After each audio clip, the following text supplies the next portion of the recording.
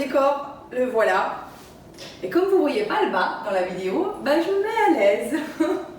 Donc j'ai mis 1 heure pour me maquiller, j'ai changé la déco. Ce que vous voyez là, normalement c'est ici. Mais j'ai déplacé, je le déplace tout le temps pour les vidéos, donc voilà. Comme ça, vous savez réellement comment les vidéos se passent. C'est pas on deux, on s'assied, c'est toute une mise en place. J'ai déplacé une lumière que j'ai mis là parce que j'ai pas de ring pour l'instant. Donc voilà.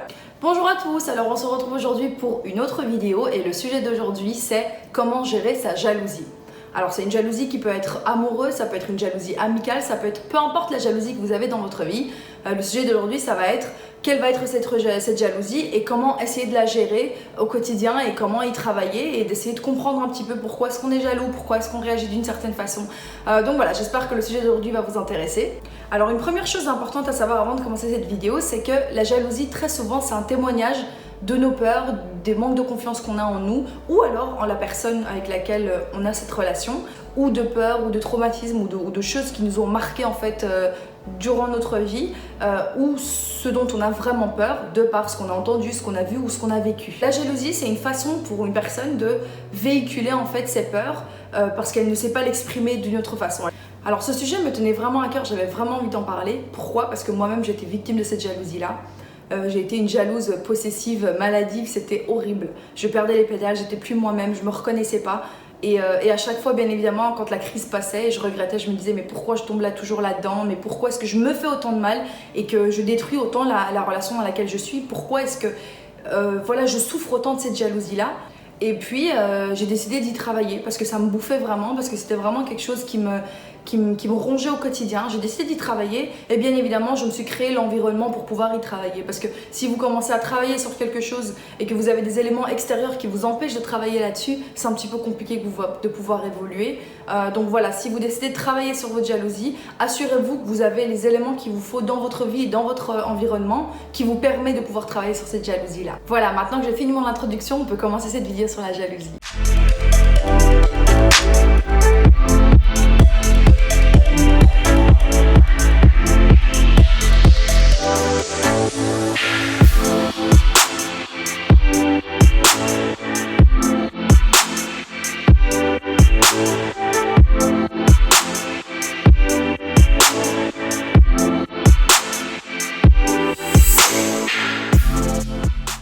Alors très souvent quand on est jaloux, c'est dû à soit une expérience qu'on a vécue personnellement, soit en fait on est des éponges et c'est ce que je suis moi. C'est-à-dire j'absorbe toutes les histoires que j'attends autour de moi. Même si moi je ne l'ai pas vécu, le fait d'entendre ce qu'un être humain peut faire à un autre, bah, ça me fait peur, ça me met en garde. Et surtout il y a des gens qui ont dans leur enfance développer cette peur de l'abandon due à leur situation familiale et donc du coup ils sont beaucoup plus ils sont la bonne proie pour la jalousie en fait, ou alors c'est des personnes qui ont vraiment pas confiance en elles donc elles auront l'impression que tout le monde va vouloir les quitter à un moment, du coup c'est aussi des bonnes proies pour la jalousie. Donc en fait il y a plein de symptômes qui font que bah, vous êtes le candidat idéal ou pas pour être jaloux ou pas. Alors une petite précision, on peut aussi être jaloux parce que nous-mêmes on n'est pas très clair, mais ça c'est un autre sujet, c'est-à-dire que il y a des gens qui sont pas très nets, qui font des conneries, qui font des choses pas bien, qui font des choses pas acceptables. Et en fait, ils vous bloquent et ils vous surveillent parce qu'ils se disent que vous pouvez leur faire la même chose. Et comme ils ont peur qu'on leur fasse ce que eux sont en train de faire ou ce que eux sont capables de faire, ils vous renferment. Et ça, c'est un autre sujet que j'ai pas envie d'aborder ici. J'ai pas envie d'en parler ici parce que c'est pas le sujet de la vidéo. Mais en tout cas, sachez que ça, c'est aussi une possibilité de jalousie. Donc, si vous êtes dans ce cas-là, vous allez vous reconnaître. Mais si vous-même vous faites des trucs salaces et des trucs malsains, votre jalousie vient de là parce que vous avez peur qu'on vous fasse ce que vous êtes en train de faire à la personne, ou vous savez de quoi vous êtes capable et vous avez peur qu'on vous fasse ce que vous êtes capable de faire à la personne. Alors, il y a une simple question qui va répondre à l'intérêt de la jalousie. À voir, est-ce que le fait d'être jaloux peut nous aider, est-ce que ça sert à quelque chose ou pas? Est-ce que vous pensez sincèrement qu'en étant jaloux, vous allez vous sauver ou vous allez vous protéger ou vous allez sauver ou préserver la relation que vous avez avec la personne avec laquelle vous êtes jaloux? Est-ce que vous pensez vraiment que fouiller, vous rendre malade, avoir les mots de passe, avoir tous les accès à tous les comptes, pouvoir tout fouiller son téléphone, quand il dort, prendre son téléphone, checker, essayer de regarder avec qui il parle, checker ses réseaux sociaux, regarder qui il like, qu'est-ce qu'il dit, à qui, comment. Est-ce que vous pensez que tout ça va vous protéger? Est-ce que vous pensez sincèrement que tout ça va faire qu'on ne va jamais vous faire de mal? La réponse est non. ça ne va jamais vous protéger. Ça va juste vous rendre malade et ça va juste pousser la personne à faire des choses que ça se trouve, elle n'aurait même pas envie de faire. Pourquoi? Parce qu'on dit toujours, l'interdit attire. Et en fait, vous interdire des choses et interdire des choses à votre partenaire ou à votre relation amicale ou peu importe, mais là, c'est vrai que je parle un peu plus de la relation amoureuse. Interdire des choses mutuellement, s'interdire des choses et dire tu n'as pas le droit de faire ça ou je veux avoir tes mots de passe, c'est pas une relation saine. Les gens normaux, dites-vous juste simplement, est-ce que vous allez voir votre père? Est-ce que vous allez voir vos amis? Est-ce que vous allez voir les gens avec lesquels vous avez des relations qui sont dans la norme, qui sont normales? Est-ce que vous allez voir ces personnes-là en leur disant « je peux avoir ton mot de passe » Ça n'a aucun sens. Alors pourquoi le feriez-vous avec votre partenaire de vie? Quel sens ça aurait? Pouvoir le surveiller? Mais si vous voulez le surveiller, pourquoi vous êtes avec lui? Ça n'a aucun sens. Donc en fait, il faut prendre un peu de recul et dire « est-ce que ce que je fais va me protéger? Est-ce que ce que je fais va nous faire avancer ?» Pas du tout. Ça va juste vous tirer vers le bas et sur le long terme, ce n'est jamais une solution d'être jalouse à ce point-là. En fait, être jalouse comme ça, c'est au-dessus du contrôle, c'est une maladie. Et ça, ce que ça va faire, c'est que ça va détruire votre relation. Ça va vous détruire vous de l'intérieur et ne pensez même pas que dans la prochaine relation, vous allez être mieux parce que vous vous serez habitué à ce genre de lien. Une fois que vous vous êtes conditionné et habitué à ce genre de lien, quand vous allez aller dans une autre relation, vous allez avoir les mêmes attentes. Avoir le mot de passe, fouiller dans le téléphone. Parce que pour vous, c'est ça synonyme de confiance. Pour vous, si vous ne voyez pas ces choses-là, vous ne faites pas confiance à la personne. Et donc vous allez forcément chercher ce genre de lien dès le début en vous disant « oui mais tu vas voir, en me donnant ça, je vais acquérir de la confiance ». C'est pas vrai, vous mentez, vous mentez à la personne qui est en face de vous. Parce que le fait de vous habituer à ça dès le début va faire que vous n'allez jamais quitter cette habitude.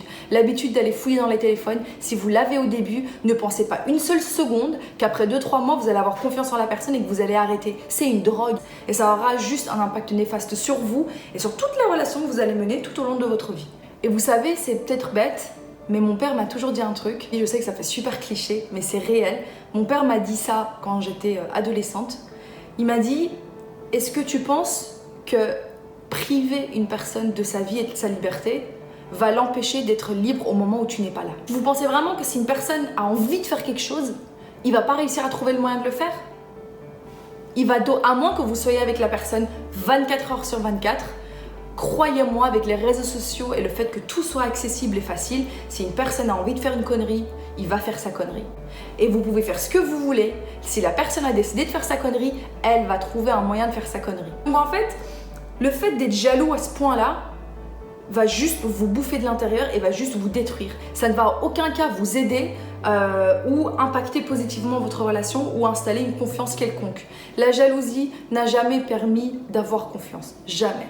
Ça va juste remplacer le semblant de confiance, mais on n'a jamais confiance. Quand on demande des captures d'écran, je t'ai appelé mais t'as pas répondu, envoie-moi une capture de avec qui tu parles, ça va devenir une habitude. Et le jour où il dira non, je ne veux plus le faire, juste parce qu'il estimera qu'il faut que ça cesse, vous allez avoir des doutes. Vous allez dire ah mais tu l'as toujours fait, pourquoi maintenant tu ne veux plus le faire? Et là, ça va devenir un problème. Et c'est ça que vous devez éviter. Vous ne devez pas tomber là-dedans. Alors une autre source de jalousie peut être la tromperie, la trahison. Quand vous êtes dans une relation où vous n'êtes pas jaloux et que tout se passe bien, etc. Et puis il y a un événement qui arrive, une tromperie ou une découverte, où vous découvrez que la personne mène une double vie, ou qu'elle vous a trompé, ou vous découvrez des messages, des échanges.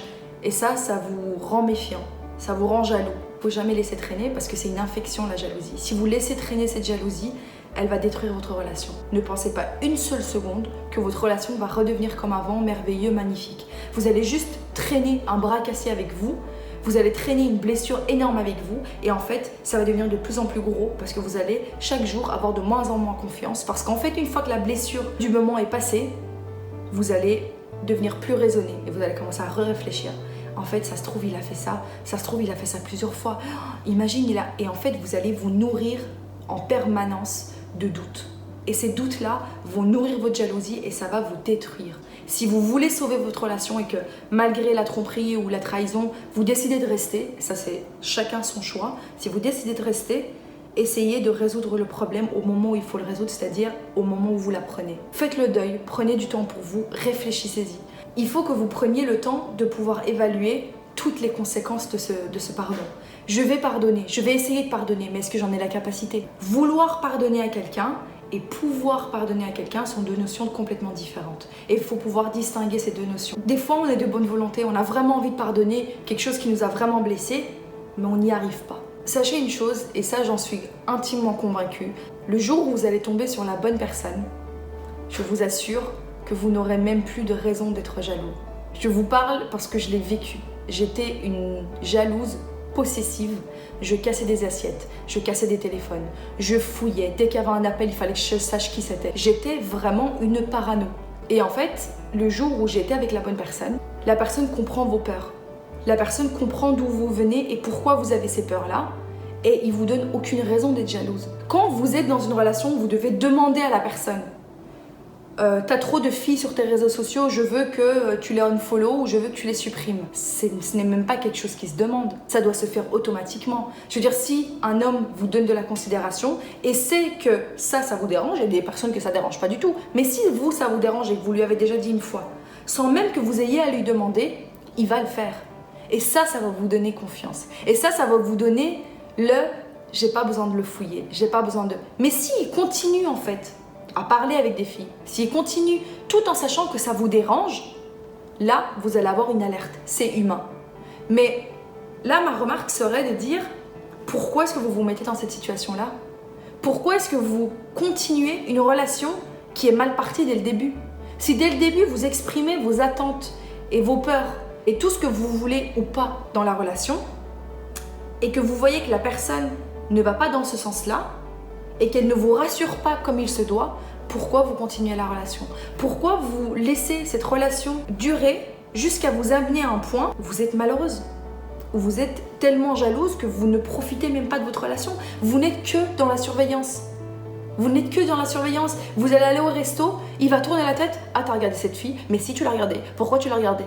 Mais pourquoi vous êtes comme ça? Est-ce que vous pensez sincèrement que si vous avez donné tout l'amour et toute l'attention dont vous avez besoin, vous auriez été comme ça? Croyez-moi que non. Parce qu'il aurait regardé autour de lui, vous serez dit, il regarde d'office pas une fille, ou même s'il regarde une fille, avec toute l'attention et l'amour qu'il me donne, je sais qu'il n'a aucun intérêt avec ces filles-là. Je sais qu'il regarde juste parce que elle est jolie et puis voilà. Et ça va vous donner confiance en vous. Le fait qu'il vous couvre d'amour, qu'il vous dise tous les jours que vous êtes belle, que vous avez de la valeur à ses yeux, que quand vous lui faites un reproche ou que vous lui dites que quelque chose vous dérange, que directement il agit, croyez-moi que vous n'avez plus besoin de cette jalousie-là. Donc posez-vous les bonnes questions. Si vous êtes dans une relation et que vous êtes jalouse, maladive, possessive à ce point-là, qui vous bouffe tous les jours, posez-vous la bonne question.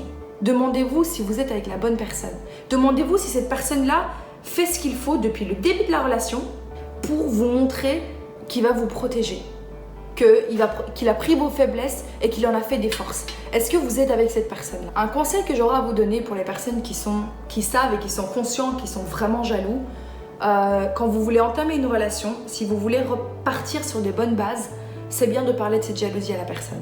Ça va vous permettre de voir comment la personne va réagir face à cette jalousie. C'est-à-dire que si vous donnez tous les éléments qu'il faut à une personne, vous ne pourrez jamais vous en vouloir de ne pas lui en avoir parlé. La balle sera dans son camp, à gérer cette jalousie de la meilleure des façons. C'est-à-dire, soit vous rassurer et vous dire et tout faire en fait pour que vous n'ayez pas cette jalousie-là, tout en sachant que vous aussi vous ferez l'effort d'essayer d'être moins jaloux et de faire confiance si vous voyez des gestes de la part de votre partenaire. Soit ça va permettre à la personne de vous dire, écoute, moi la jalousie, moi c'est des trucs que j'arrive pas à gérer, etc.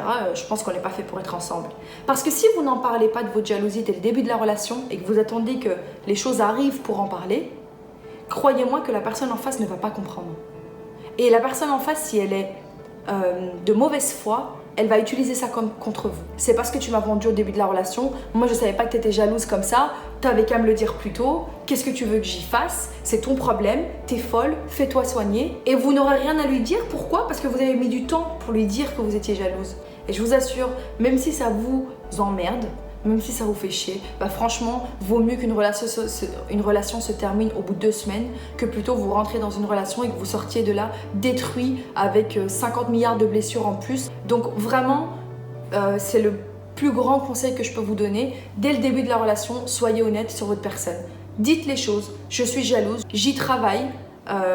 Et ça, c'est très important. Il faut que de votre côté, vous ayez envie, en fait, de plus être jalouse. Il faut que vous ayez envie de sauver votre couple. Il faut que vous ayez envie de commencer une relation sur des bonnes bases. Si vous n'y mettez aucune volonté et que vous dites « Eh ben je suis comme ça, t'as qu'à l'accepter », croyez-moi que le « je suis comme ça et je ne changerai pas », ça n'a jamais été un mariage ou une vie réussite. Si vous voulez avoir des relations réussites, que ce soit amicales ou amoureuses, il faut que vous compreniez le fait qu'il faut faire des concessions, il faut faire des efforts, il faut faire des changements. Pourquoi? Parce qu'il y a des personnes qui sont habituées à vivre avec des personnes jalouses, mais il y en a d'autres qui ne sont pas du tout habituées. Et vous allez peut-être passer à côté de l'amour de votre vie juste parce que vous n'avez pas voulu faire des efforts sur votre jalousie. Alors un deuxième conseil que j'aurai à vous donner pour gérer cette jalousie-là, c'est une fois que vous voulez commencer une relation ou que vous voulez travailler sur cette jalousie, dites-vous que dans la vie, on prend plein de risques.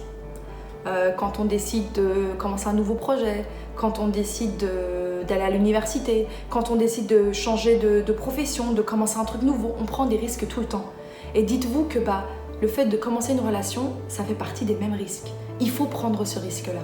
Donc si vous commencez une relation, dites-vous, c'est pas grave, je vais faire confiance, je vais attendre de voir les gestes de la personne pour lui faire confiance, sans vouloir avoir ses codes, sans vouloir m'assurer des choses moi-même. Je vais faire confiance à la volonté de Dieu, je vais faire confiance à la volonté du ciel et je vais voir comment les choses se déroulent. Et si on me trahit, c'est pas grave.